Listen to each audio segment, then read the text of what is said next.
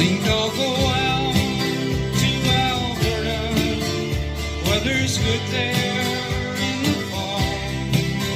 I got some friends that I could go to working for. Still